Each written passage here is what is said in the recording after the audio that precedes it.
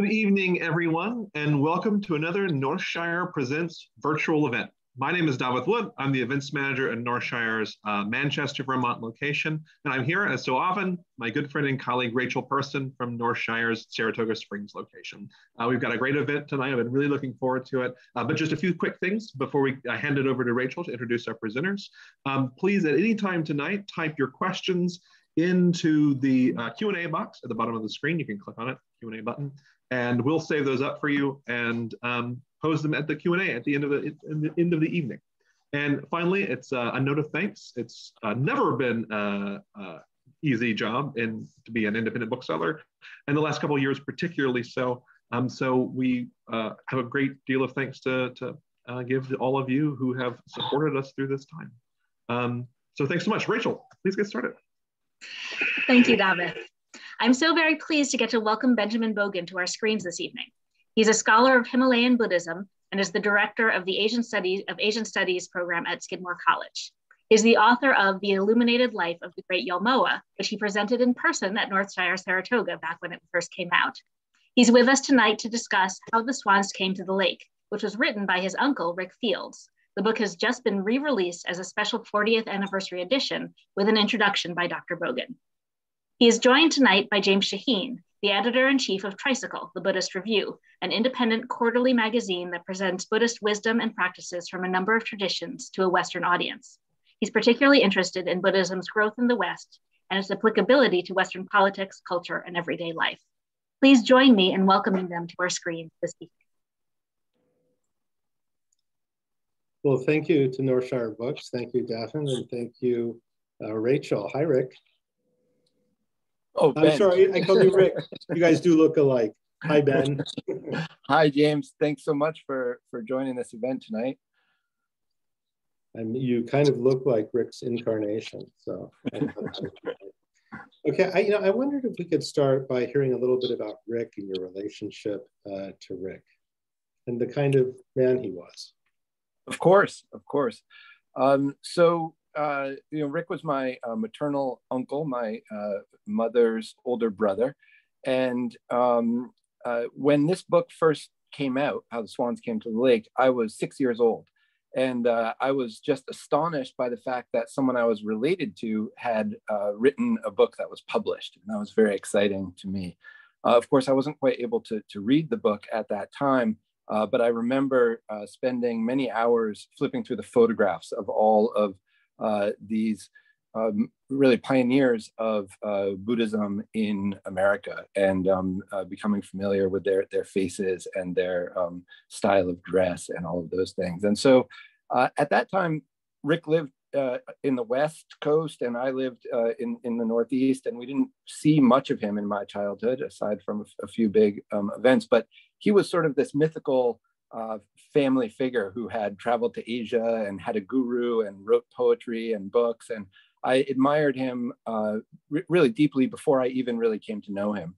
And then in my teen years, as I was going through some period of radical growth and experimentation, my parents, I think, didn't quite know what to do with me and asked Rick to kind of check in on me and see how I was doing. And so I ended up actually hitchhiking out to Boulder, Colorado, where he lived at the time, and spending some time with him the summer that I turned 18. And we became, quite close from that time. And then a year later, I was a student on a study abroad program in India, and Rick came to India, and we traveled together and met the Tibetan Buddhist teacher that he was studying with, Chatrul Sanjay Dorje Rinpoche.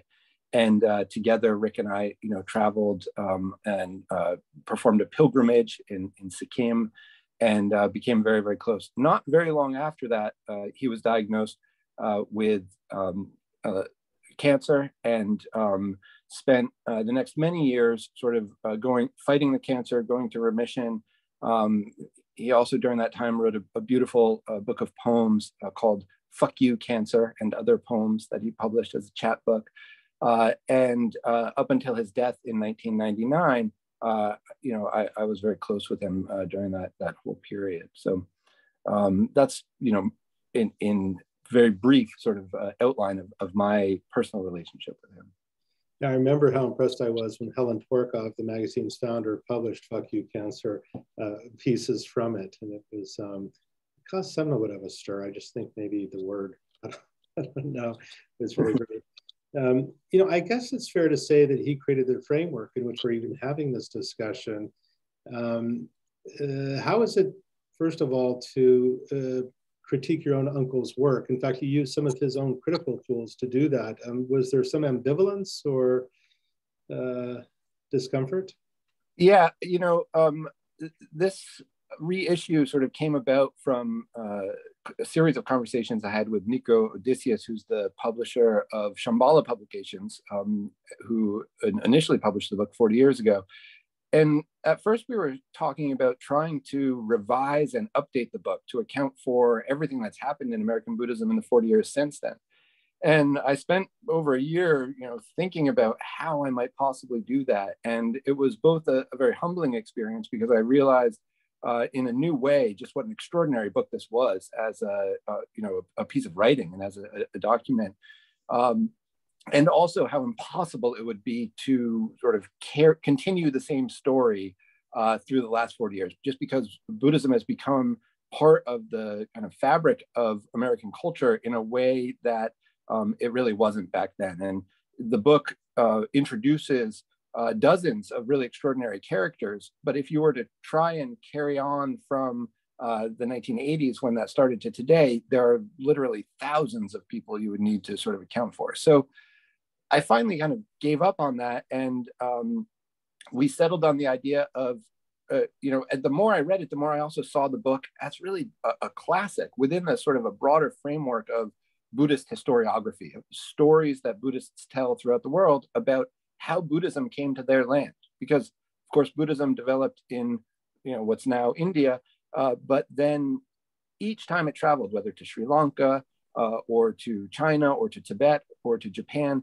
histories were written, stories were told about how the teachings arrived there. And so this book, I think, is as close as we have to an American version of that story, the story of how Buddhism arrived in America.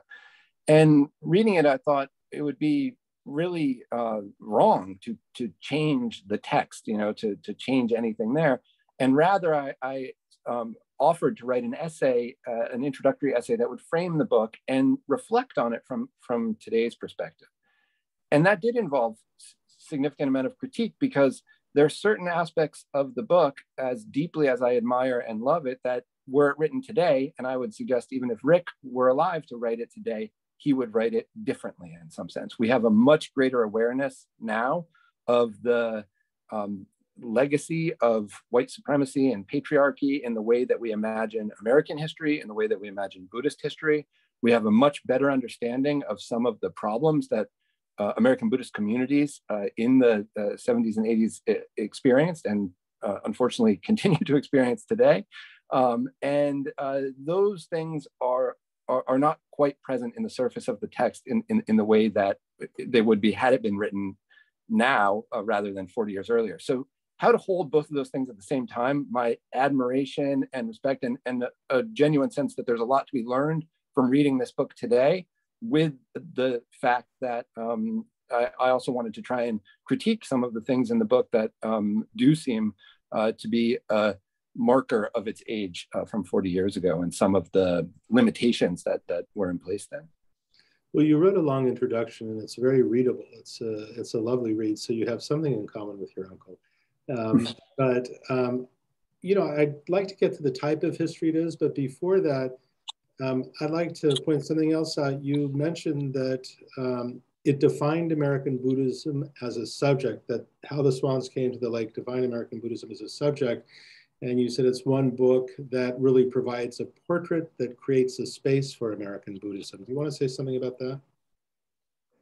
Yeah, I mean, one way that this book is quite different from the other kinds of Buddhist histories I mentioned, like the Buddhist histories written in Sri Lanka or in Tibet or in China, those histories, they don't really conceive of Tibetan Buddhism or Sri Lankan Buddhism or Chinese Buddhism as distinct. They just talk about Buddhism. This book, part of what's different about it is it's really making the case for the existence and the unique nature of American Buddhism. as a place where the tremendous diversity of all the Buddhist traditions that arrived here could sort of be in an experimental space where they could develop into something quite new and something quite unique. And there are moments in the book, I think, where there's an almost sort of aspirational sense in which the arrival of Buddhism in America can allow for America to fulfill its own aspirations and for Buddhism to fulfill its own aspirations in the contemporary world in a contemporary way. And that's something I think that I really see in Rick's writing, in his voice, is that he sees, he describes the arrival of Buddhism in America as a kind of a homecoming, which is an interesting way of thinking about it. You know, it seems it's traveled very far from its origins, but as a place where certain Buddhist ideals have a great opportunity to really take root and flourish. And that's something that I think he voiced very strongly there. Yeah, I can see how it's different from traditional Buddhist histories. And you also point out that it's at the same time very different from a critical historian's history, and one that you might write, say. How is it different? Well, you know, Rick himself was, involved with the arrival of Buddhism in America in a very direct way, right? He studied with many of the Buddhist teachers who are profiled in the book, and had a quite eclectic approach to Buddhist practice himself. So he had a sort of principal teacher in the Tibetan Buddhist tradition, Chogyam Trungpa Rinpoche, but he also studied widely in the Zen tradition with some of the most important Zen teachers of that time. And he would really, sort of meditate with anyone in any style, in any tradition. He didn't at all have a sort of dogmatic sense of there's only one way. And in some of his poetry, he also pokes fun at this sort of closed-minded view that there's only one correct path, and that can be a sort of egocentric trap. He really was open to exploring all of these different traditions in different ways. So the book is written really from the perspective of a participant, but he took, journalism and the ethics of journalism very seriously. And so it's not, an autobiographical book. There's no, he doesn't really talk about his own life. I provide a short biography in the introduction, but in the book itself, Rick is really focused on the subjects. But he doesn't disguise the fact that he is telling the story of a lineage that he is a part of, right? And Buddhist history really ultimately is the story of lineage. How do you connect the dots from yourself and your own meditation cushion to your teacher and your teacher's teacher, all the way back to the Buddha? And that's what this book does. And Rick is writing from his own place, talking about his own teachers and their teachers traced back all the way. So it's not a history, written by an academic historian. It's not an academic work, and it has a liveliness about it. As a reader, I find that you feel like the person who's telling you the story has direct access to the story itself, right? That he's there. Even when he's talking about things hundreds of years before he was born, that sense of lineage and the continuity of lineage enlivens the narrative throughout. It's a great read. I recommend it to everyone. I really like the statement that Buddhist history is more like freshly baked bread, not so much the recipe. So why don't you say something about that? It was a very nice way of putting it.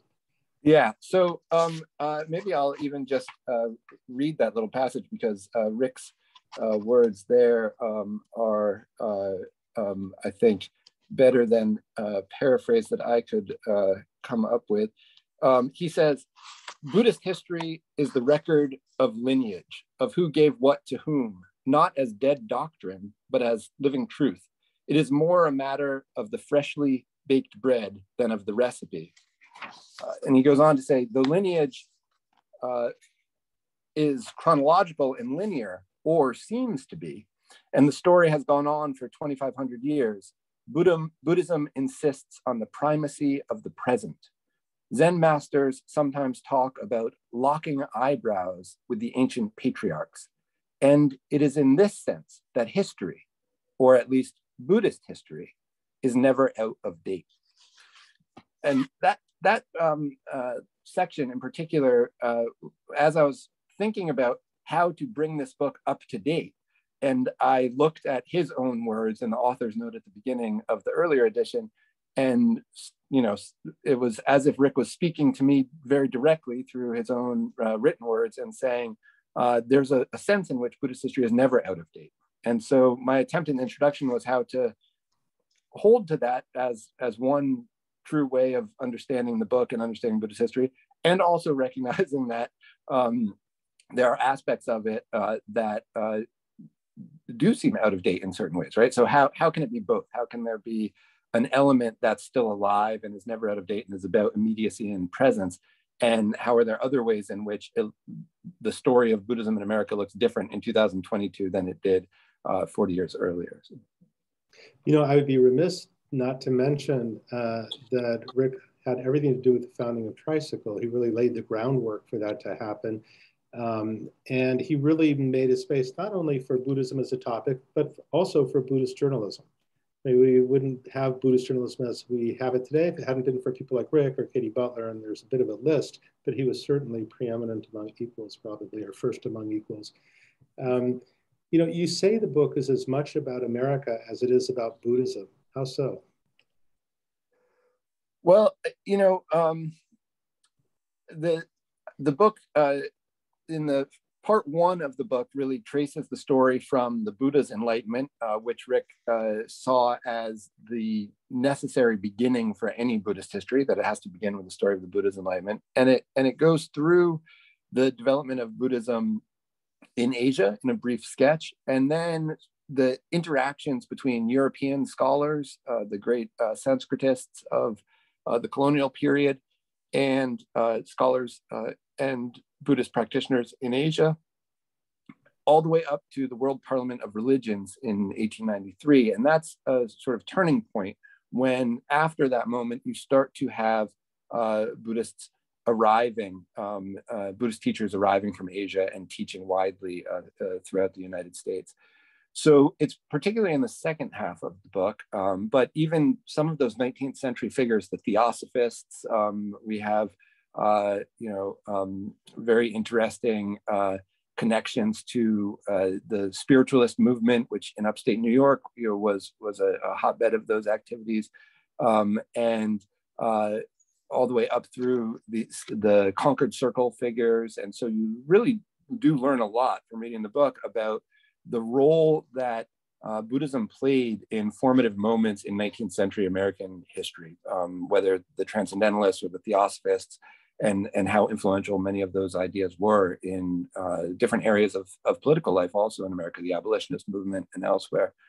And then part two, you really start to see a lot about the history of the countercultural movements of the 1960s, everything that led up to that, the Beat generation, and how that sort of played such a strong role in imagining alternatives to the sort of religious frameworks that American society operated within. And so it's very rich in terms of providing portraits of that time period in American life that was so transformative. I just want to go back to a moment to updating the book or explaining it through the lens of the present without judging it. How we define American Buddhism has evolved as decades pass, and it was left to you. The task of correction was left to you, and clearing up the inevitable misconceptions, social, political, scholarly. Can you talk a little bit more about that in detail, like the looking at something through the lens of the present, something that was written 40 years ago that was inevitably partial in the information available as it is today? Absolutely, yeah. I mean, so the present in which I was writing the introduction really was a present. It was the early in the coronavirus pandemic, late in the Trump presidency, a moment when America was erupting into widespread demonstrations in the streets against police brutality and structural racism in the wake of the murder of George Floyd.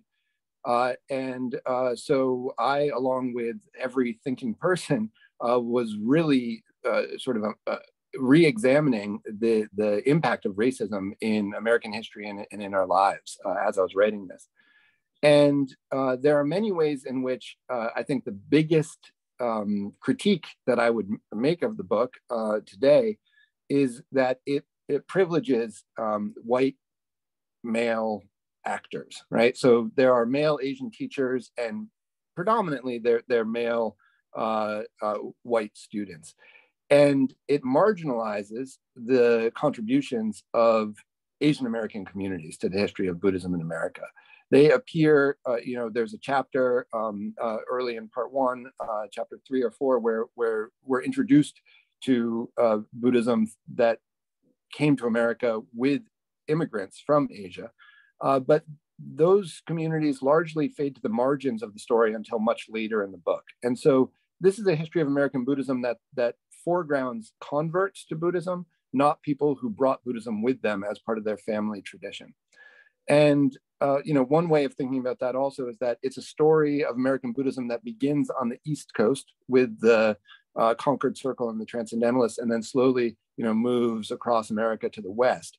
Whereas, we might be better, more accurate historically to begin the story in the Pacific, in California, with the immigrants from China and Japan and Korea, who then brought Buddhism with them and established Buddhist temples and communities in California, and that slowly moved from the West to the East. So there's a way in which the very structure of the book sort of replicates this privileging of the experience of white Americans.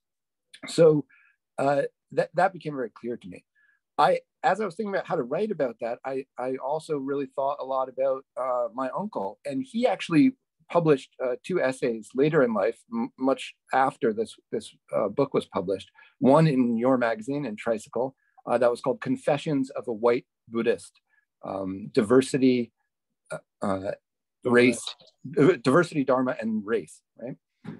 And that's a really extraordinary essay. And to me, that was a map for how to address some of these questions. It was, again, I felt as if Rick had left this gift behind of saying, these are some of my thoughts about these issues. And that was in, I think, 1993, that essay was published. 93, I think. Yeah, it was early. It's early if you consider, how long it took for that to be taken up.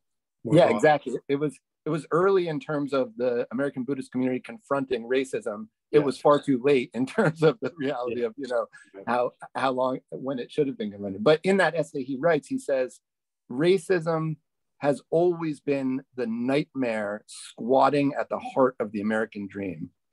And, in the biography of him, I mentioned, this is someone, his actual name was Frederick Douglass Fields. And he writes about an experience he had growing up in Queens at his elementary school, where after class, one of his teachers, who happened to be a Black social science teacher, said to him, "Your name's Frederick Douglass?" And she said, "I've taught plenty of kids named after George Washington and Thomas Jefferson, but I've never had a white kid named after a Black leader." And he described his sort of sense of pride in that moment, but also a sense that there was a way in which he had this privilege as someone who, was seen as white, that he could, he didn't have to disclose that if he wanted. And he also joked, his parents left the second S off the name Douglas, and he said that his father used to joke and say, "Well, I thought I'd just put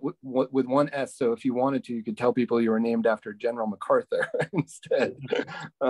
So, this is something that was a part of his life from early on, and I think it's important to critique the ways in which the book, doesn't adequately reflect the importance and the experience of particularly Asian American communities, but also just the entire diverse world of American Buddhism. And at the same time, recognize that Rick was sort of a pioneer in trying to bring these issues into discussion and confront them and approach them. And so that made it easier to bring those criticisms bear, because I felt like he was already doing that in a sense, particularly in that 1993 essay where he addressed some of those. Right. It's really a matter of how we defined American Buddhism. I mean, if you read Duncan Williams's American Sutra, you can see in the internment camps that an American Buddhism had already emerged. And in the crucible of the camps, that became, very, very obvious. But it's just a question of really, in part, a bias toward the stream of Buddhism that came in from the East Coast as opposed to the West, and of course, racism, or kind of the invisibility, say, of the Asian American Buddhists who'd already been practicing something we could easily call American Buddhism. After all, it had adapted to their new home. So at the same time, the book is such a wonderful read, and the introduction is lovely. And I still think it's a very, very relevant book to Buddhism in this country. Can you talk a little bit about that and why you consider it still relevant despite the particulars of the time in which it was written? Yeah. So in connection with that question, there's one piece of related to the previous question as well. In talking about sort of two different kinds of American Buddhism, which is really an oversimplification, but I think perhaps a helpful one. There's a sense in which the sort of convert tradition of Buddhism has really always emphasized the practice of meditation and the study of Buddhist philosophy as the kind of hallmarks of what Buddhism is about and what it means to be Buddhist.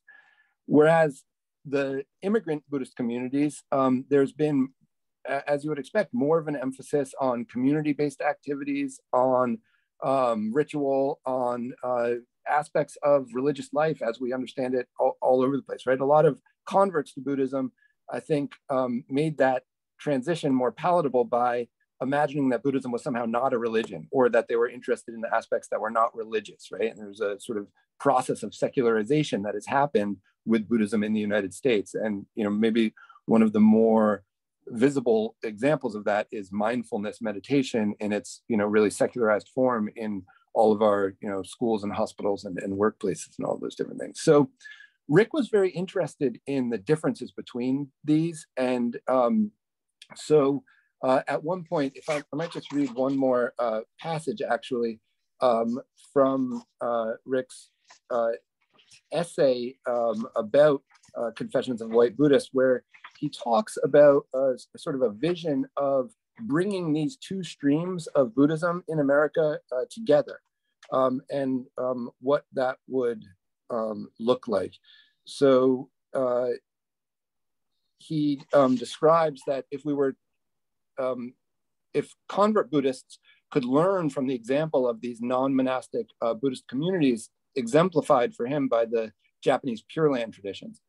Rick wrote, such a Buddhism would continue to provide a safe haven for ethnic Buddhist communities from a beleaguered Asia, as well as an experimental crucible for creative and effective adaptations, and would give us all the chance to create a truly liberating, multicultured, many-hued, shifting, shimmering, pure land of American Buddhism.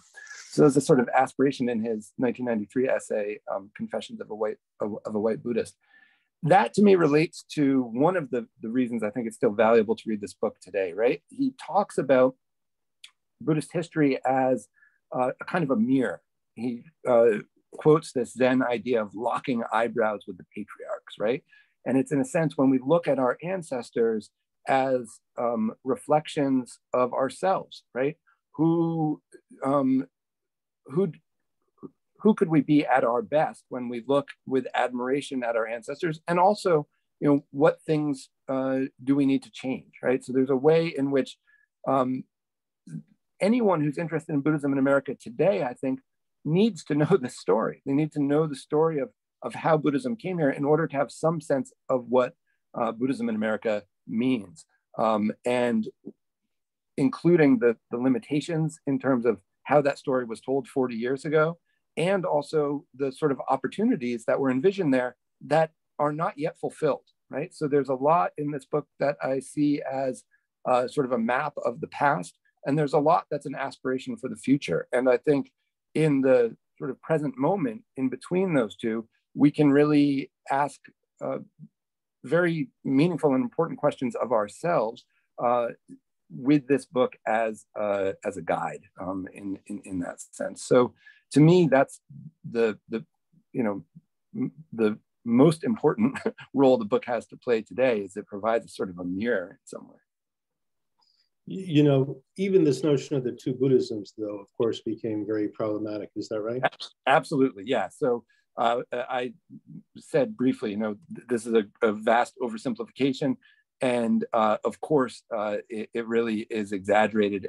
You know, as with all binaries, you end up, you know, making it sound as if one side excludes the other, and that's not at all the case. This is just a sort of a tool for thinking about ways that Buddhism has been conceptualized in different ways. But the Asian American Buddhist communities have been very philosophically robust and engaged with meditation in different ways. And convert Buddhists are involved with community and ritual in different ways. It's just sort of a matter of emphasis in the way that it looked, at least at that time. Right. It's sort of interesting. There were some European American Pure Land Buddhists, like Goldwater's brother or cousin, who was involved in pushing back against the internment camps, which I found very interesting. I didn't know that until Duncan's book. But one of the things that really appealed to the convert communities was meditation. I mean, because meditation was central to the Buddhism that they understood and internalized. And when they looked at other traditions like Shin Buddhism, and they saw that the primary practice or the centered practice was the Nembutsu, or like the chant, as really a kind of meditation. Frankly, I interviewed Tai Uno today. They were presumptuous enough to think that that's not really Buddhism. Yeah. And that's pretty appalling when you look at it that way. But I have to say that Rick was sort of onto this as soon as he came across something like that. He immediately responded, as he did in that article in 1993.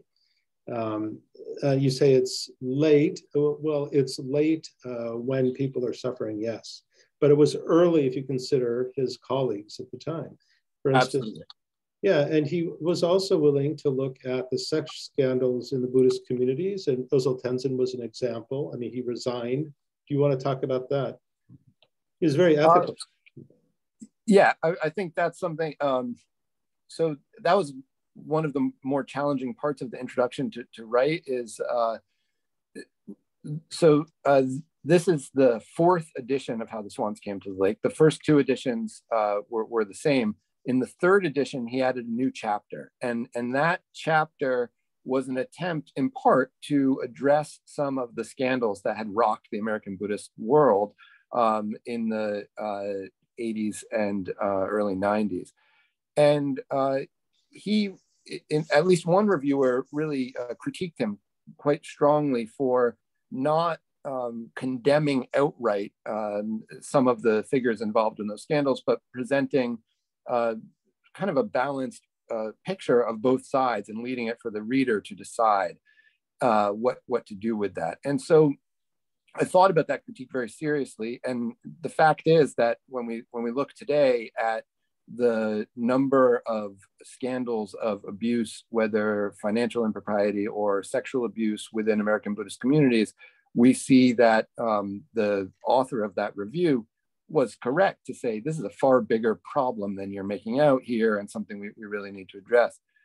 At the same time, I went through, as part of the research for this, I read lots of the documents that Rick had left behind, and that included his correspondence with the directors of the Buddhist organization he was most closely affiliated with and employed by, and the particular scandal that he was the closest to.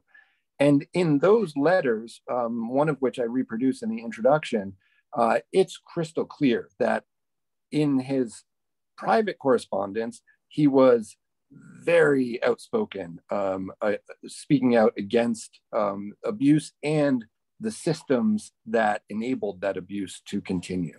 And he resigned from his position as the editor of the Vajradhatu Sun. So he sacrificed his own livelihood really on that ethical question around that. And it's chilling actually to read that letter, because he says, if we don't all wake up and become more transparent about these things, this is going to fester for decades. And sadly, today, these words read as quite prophetic in terms of,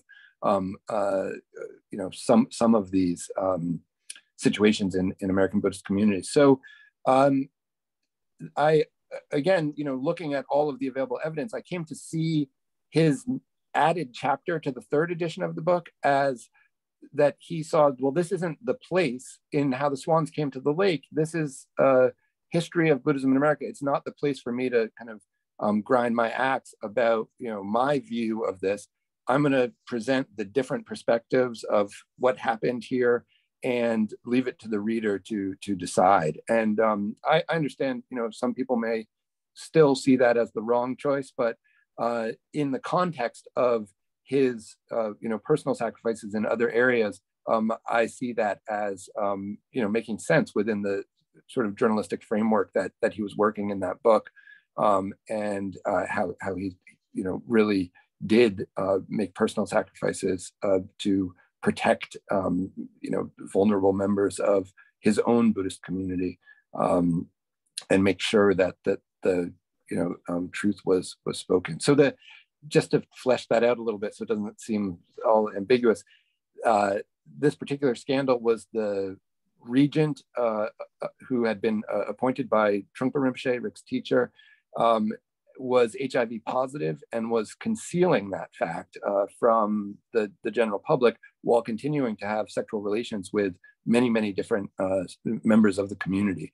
And Rick insisted that be made public, that announcement be made public. And when the board blocked him, issued a gag order in effect, he resigned and published in a letter to the editor, because he was no longer the editor, an announcement that was the first public acknowledgement of that fact from within the community. It had already been actually reported in the New York Times and Los Angeles Times and elsewhere, but the first internal recognition of that widely reported fact.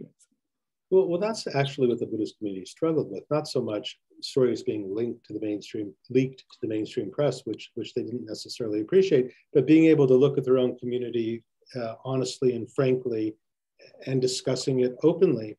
The cost of doing that could be very high, as Katie Butler discovered when she wrote about Dick Baker and the scandal at San Francisco Zen Center. It alienated her from her Dharma brothers and sisters, the people at her Sangha and her teacher and so forth. So the risk in doing that was very, very high. Helen Torkow, the founder of Tricycle, discovered that herself when she published things that were unpopular. Things have changed now. So it's interesting looking at something from 40 years ago, because there's no need to excuse anybody or exonerate anybody, but to look at the choices they made under the conditions in which they made them is important, because you risked your career. He lost his job, basically. They fired him and then he resigned, to make a statement. And it was a strong one. But back then, how the culture itself was dealing with women's issues, with sexual abuse, and certainly with AIDS, as it ends in infecting at least one student. Dealing with that, he did pretty bravely, I would say.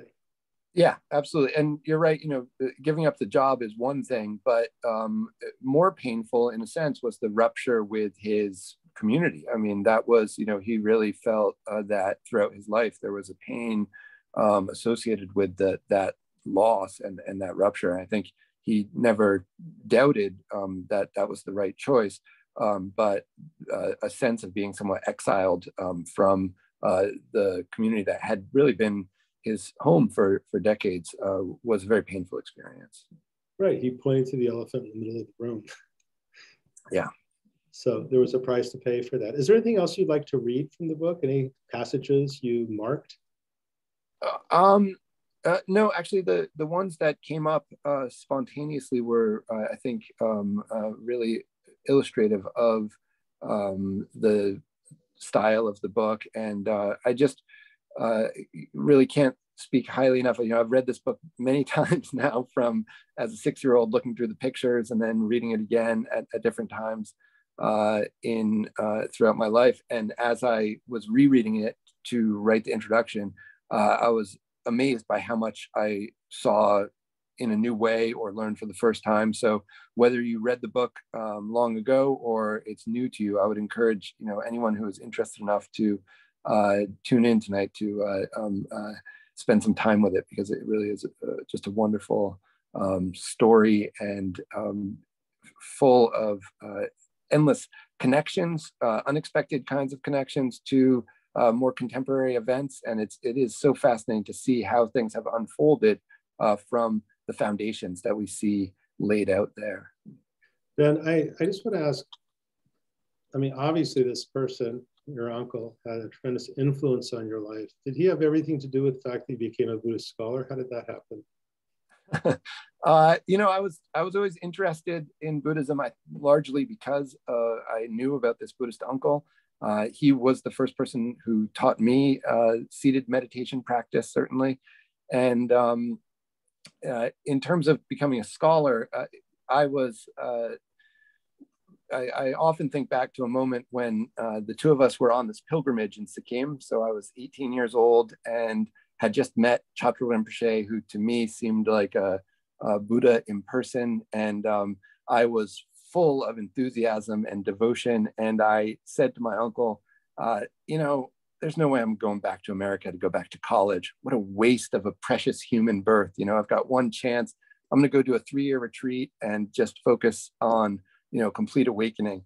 And he really urged me against that path. And he said, in Tibet, that might make sense. In Tibet, you finish a 3-year retreat and the community recognizes what that means, and people will, provide you with your sustenance and your food, and there's certain respect that goes along with that.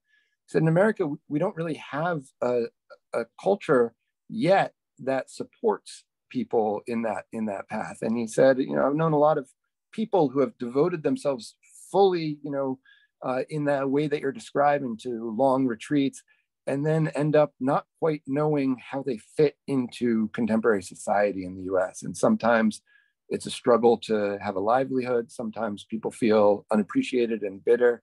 And he said, you're really interested in this academic stuff too, the history and learning the languages and studying and translating. Why don't you go the academic route and, maintain your connection with Buddhism there? And as an 18-year-old, I argued, we had a real argument about it. And I said, if I do that, if I go study for PhD, it's going to, dry up all of the kind of juicy energy I have around my connection to this as a living tradition. And I'm going to end up this arrogant, sad academic sitting in my office. So we went back and forth about that. And as I reflect back on it, I think there are some days when I think I was right, actually, but there are other days, better days, when I think he was right, that there is a way to sort of maintain both a connection to the living tradition and a place in the lineage, and pursue academic study, and teaching in college classroom is absolutely, a wonderful livelihood, and something that I feel very grateful that he encouraged me in that direction. So.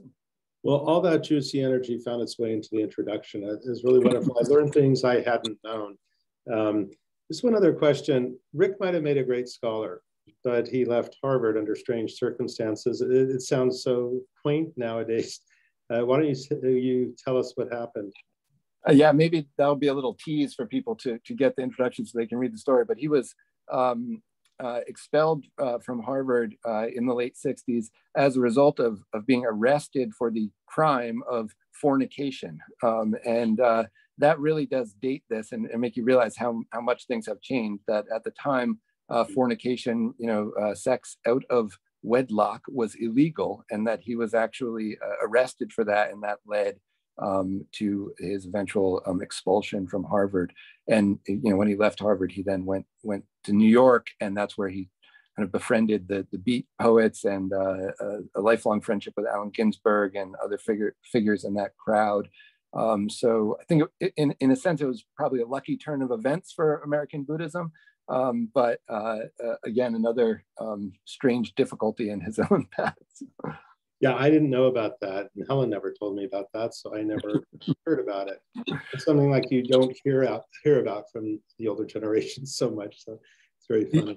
Yeah, it was something that he wrote about a number of times. So I based my accounts of that both on, he kept all of the official letters, including the letter of appeal that he wrote as a young college student, in which he acknowledged the fact that he had committed the alleged act, but that he did not think that it was criminal. And he made a defense of that, which is just amazing to read today, you know, someone. Yeah, if he hadn't fought it, he might have stayed. Didn't he fall asleep in a biology exam or something? And that was the last straw, I think. That was the last straw, yeah. There were other factors, but that was the one that set the whole... Such a colorful character, right? Yes. So I think we have time for questions. Our hosts are coming back. Hi, Rachel. All right, we do indeed have some audience questions. And audience members, if you have any questions you'd like to ask, please type them into the Q&A box that you'll find at the bottom of your screen, and we will post them for you. The first one came in anonymously, someone asking, does this book inform your teaching?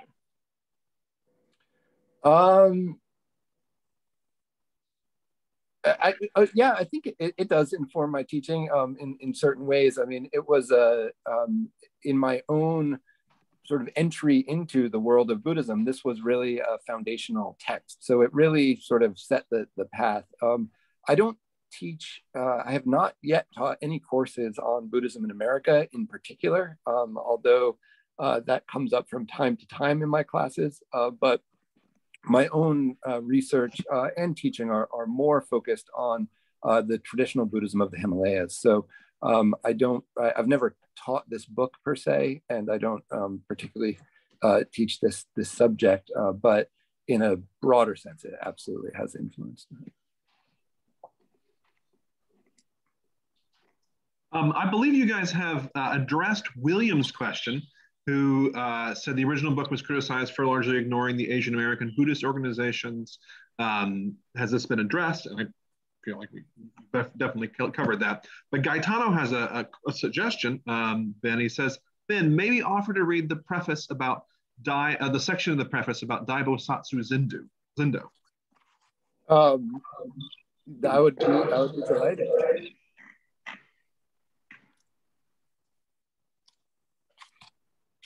So the book opens with a particular moment, and this was in 1976 when the largest traditional Japanese-style Zen monastery in America was consecrated, and this gives you a sense of the book. It's called Attention Preface to the Assembly. The sesshin began like every other sesshin, with the deep hollow sound of the bell, and it continued for 7 days like every other sesshin, with alternating periods of sitting and walking, eating formally in the zendo, working for short periods at manual labor, sanzen with the roshi, and a few hours of sleep. But instead of one roshi, like most sesshins, this one had more than 20 roshis and dharma teachers in attendance. Concluding on July 4th, 1976, this session had been held to mark the opening of Dai Bosatsu, the first traditional Japanese-style Zen monastery in America. Richard Baker Roshi had come from San Francisco for the opening ceremony, Sasaki Roshi and Maizumi Roshi from Los Angeles, Takeda Roshi from Mexico City, and Philip Kaplo Roshi from Rochester. Sung San, not a Japanese or American Zen master, but a Korean Zen master, had come up from Providence, and there was even a large contingent of visiting Roshis from Japan. There was even a Tibetan who had incorporated certain aspects of Zen into his teaching. Chogyam Trungpa Rinpoche, the 11th Trungpa Tulku, not wearing his best robes like the Roshis, but a dark suit of English cut. And then it concludes, I'll skip ahead a bit. The ceremony was broken by thunderstorms and went on into the night around a raging bonfire where the water of wisdom, otherwise known as sake, flowed freely. Meanwhile, in New York City, a fleet of schooners sailed up the East River to celebrate the bicentennial, and Dudram Rinpoche, the head of the Nyingma school of Tibetan Buddhism, who had just arrived in the country, addressed the FM radio audience on a WBAI program, In the Spirit, that claimed more than 78,900 listeners.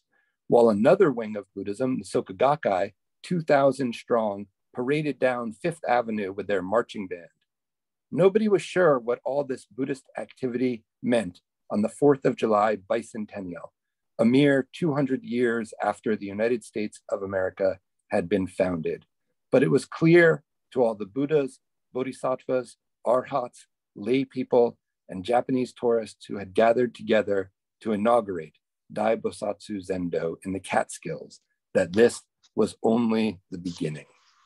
And so that moment on July 4th, on the bicentennial, where he highlights, all of this Buddhist activity that was happening on that day, really does embody the way in which the book is a portrait of America and of Buddhism in the ways that they converged. And that particular event at Dai Bosatsu Zendo, but also the other activity around New York City on that day, it really evokes that. It's also, when I read it now, when he says, oh, isn't it amazing this Buddhist was on the radio with 78,000 people listening? I mean, that's just dwarfed by the numbers of people who listen to Buddhist podcasts or are engaged in Buddhist activity. You can see how much it's grown, that was such an impressive number 40 years ago. And now, we see much, much larger numbers of people tuning into American Buddhist goings on. Fascinating, thank you. Brad asked, can you talk about Rick's fight with cancer, please? Since I find some of his writings very insightful. Yeah, that was personally, a very inspiring experience to see Rick's, how he faced his cancer. Again, similar to his approach to Buddhism, where he didn't seize onto one tradition as being the only true way. He drew upon, Lakota healing ceremonies and South American shamanic traditions and traditional Chinese medicine and Tibetan Buddhist practice and every manner of, chemotherapy and radiation therapy and stem cell therapy, anything he could get his hands on, he was willing to try if it was going to help, And there's a wonderful interview with him in Tricycle magazine again about his experience with cancer with Helen Tworkov, and that's where some of the poems were taken out. And his approach, again, he had this sort of fierce sense of not being willing to take anybody's arrogant sense that they knew the answer to something. There's a story that a particular oncologist said to him, I don't think you realize here, you're not really fully accepting the fact that you have a life-threatening disease. And he turned to the oncologist and said, I think you're not accepting the fact that I have a disease-threatening life. And he, said, look, you don't know, don't tell me how long I'm going to live. I might walk out the door of the hospital and get hit by a bus, or you might get hit by a bus walking to the hospital. None of us knows when we're going to die. And as long as I'm alive, I'm going to try and live as fully as possible. And so, his original prognosis, the doctors had said, there's really no point doing treatment of any kind. The cancer was so far as stage 4, had spread so far. And they said, your quality of life is going to be really affected and you shouldn't do it. But he said, no, I'm not really ready yet. And so he did, as I mentioned, all these therapies and spent much of he lived for 5 years after that, and much of that time in remission, and was very active writing the book of poems. He was still editor of Yoga Journal at the time, getting married. He did a lot of things during those last 5 years of his life. And in a way, I would almost think that he approached it sort of fearlessly, but he actually, to the contrary, spoke a lot about the fear he experienced. And so there's a sense in which sort of acknowledging and being present with that fear was a big part of the way that he lived through that. And definitely in my own memory and my own experience, when I would visit him during those years, there was a sense in which in one of the poems in that book, he writes, isn't it amazing how everything shines in the light of death? And there was a way in which that's a big part of the Buddhist teachings as well, as this reflection on impermanence, and that there can be a clarifying way in which recognizing the reality of impermanence and reality of death can shift the way we perceive the present moment. And he really did live in that sort of illuminated clarity during the final years of his life. He had been practicing meditation for decades and decades, but the presence of death sort of intensified that in the end. So I hope that's helpful in trying to answer that question. Thank you, Ben.